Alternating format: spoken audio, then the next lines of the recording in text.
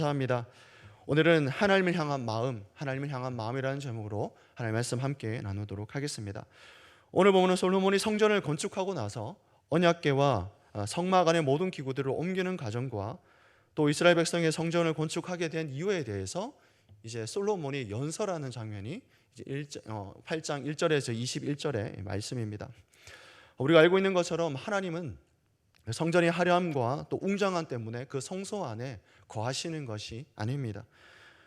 하나님께서 그런 것 때문에 임재하시는 것이 아니죠.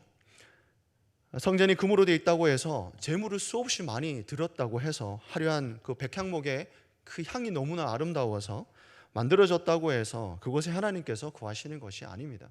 하나님은 그것을 막 기뻐하시는 분이 아니신 것이죠. 그렇다면 왜 하나님께서 사람이 만든 그 성전, 우리가 잘 알고 있는 그 지성소 안에 하나님이 거하시냐 하는 겁니다. 여기서 여러 가지 이유가 있겠지만 오늘 본문을 중심으로 한번 생각을 해보면 좋을 것 같습니다. 성전이 화려하다고 해서 크고 웅장하다고 해서 하나님은 그곳에 임재하시는 것이 아닙니다. 그렇다면 무엇 때문에 그들 속에 안에 임재하시는 것일까 하는 것이죠. 열왕기상 8장 2절에서 4절의 말씀을 함께 읽도록 하겠습니다. 시작하겠습니다. 이스라엘 모든 사람이 다 에다님 월 곧 일곱째 달 절기에 솔로몬 왕에게 모이고 이스라엘 장로들이 다 이름에 제사장들이 궤를 매니라.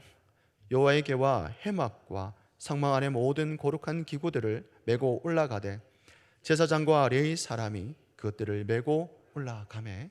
아멘. 성경을 보면 크게 두 가지를 발견하게 됩니다. 첫 번째는 에다님 월 곧 일곱째 달 절기라고 말씀하고 있습니다. 일곱째 달 절기입니다. 여기서 에다님은 시내에 물이 흐른다라고 하는 뜻입니다. 이른비가 내리기 때문에 이때 시내가 내리게 되었다라고 해서 그것에 이름을 부여한 것이죠. 근데 여기서 더 중요한 것은요, 일곱째 달 절기라는 겁니다.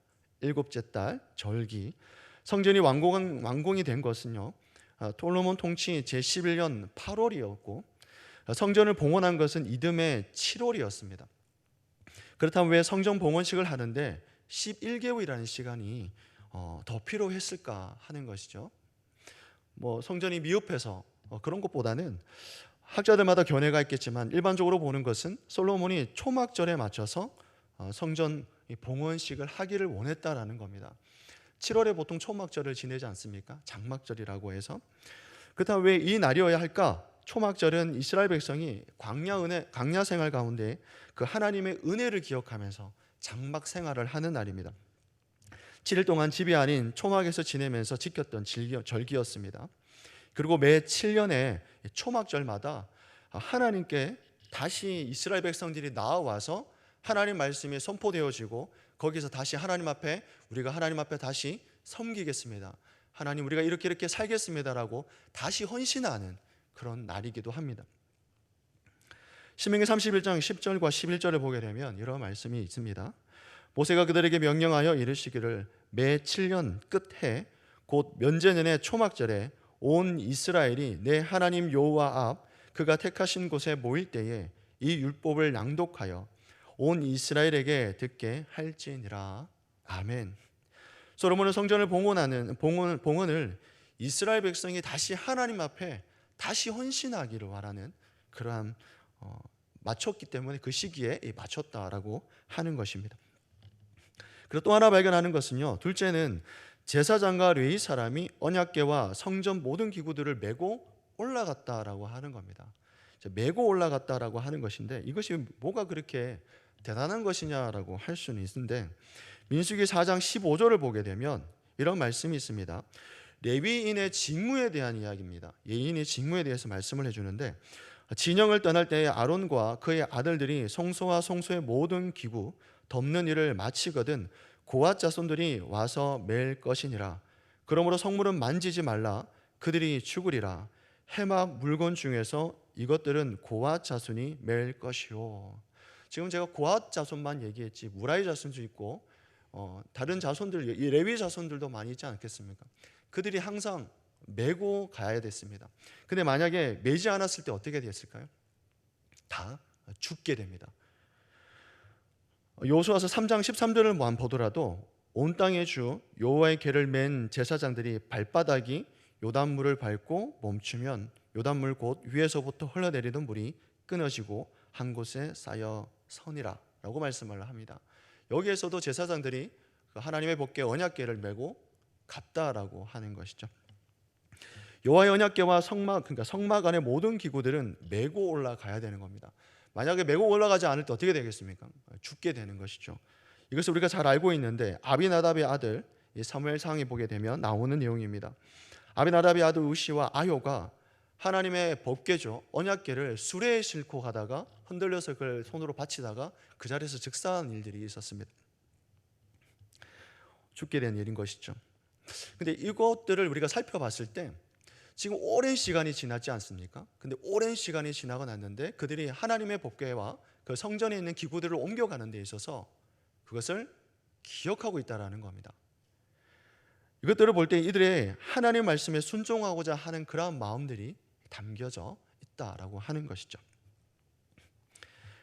그렇다면 왜 하나님께서 자신이 만든 성전 안이나 또 지성소, 즉 성전 안에 있는 그 은밀한 곳, 하나님만이 거할 수 있는 그 지성소 안에 임재하시는 것일까요?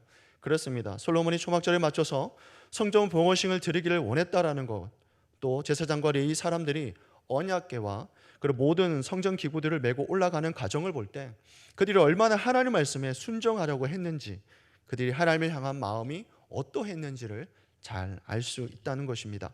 하나님 말씀을 마음에 담겨진 사람들만 가능한 것 아니겠습니까?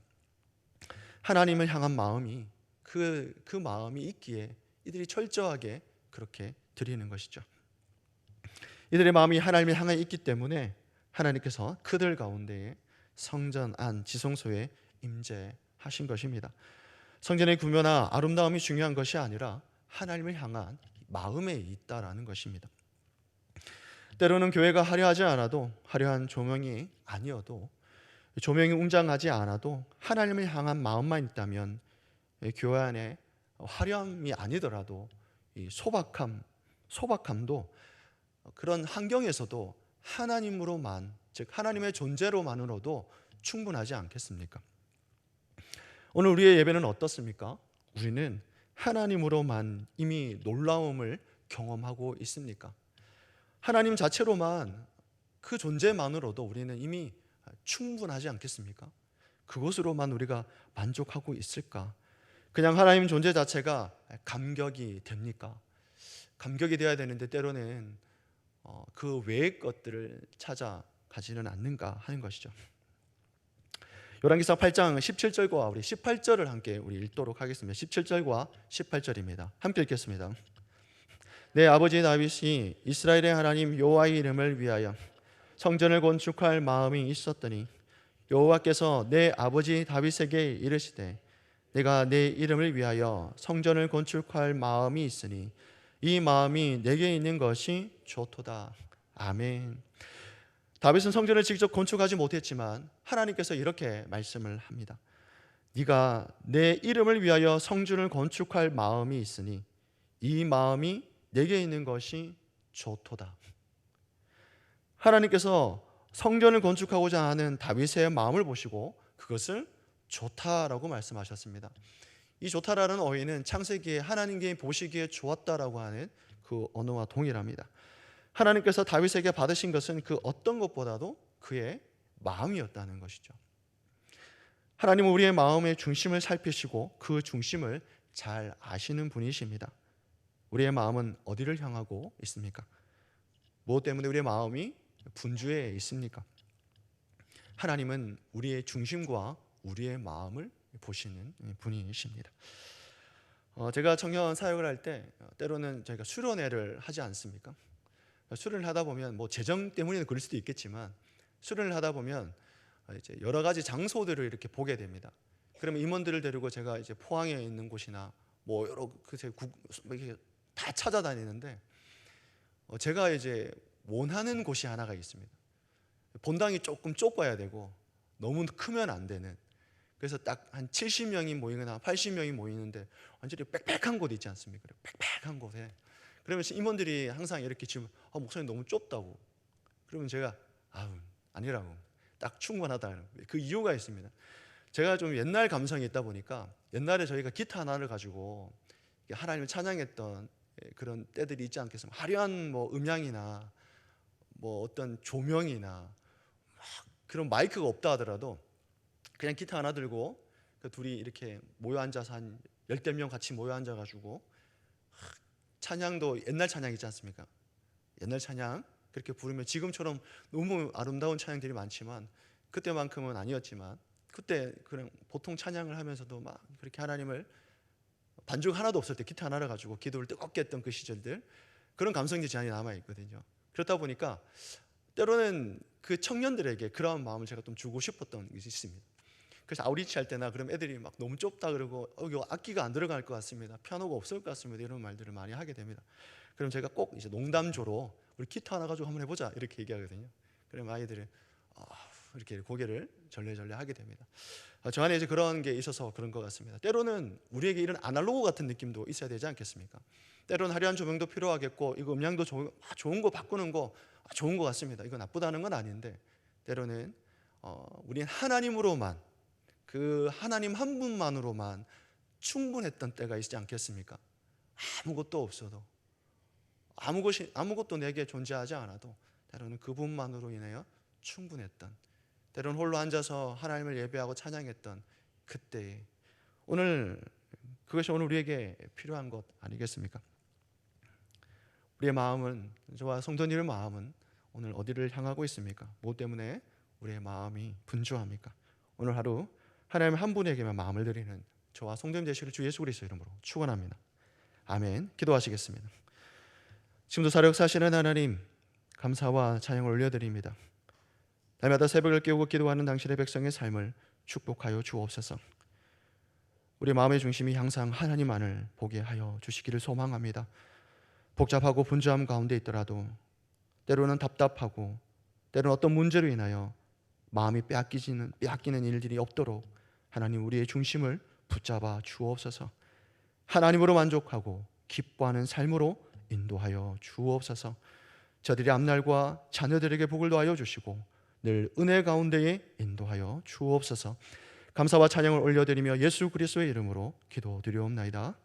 아멘. 하늘에 계신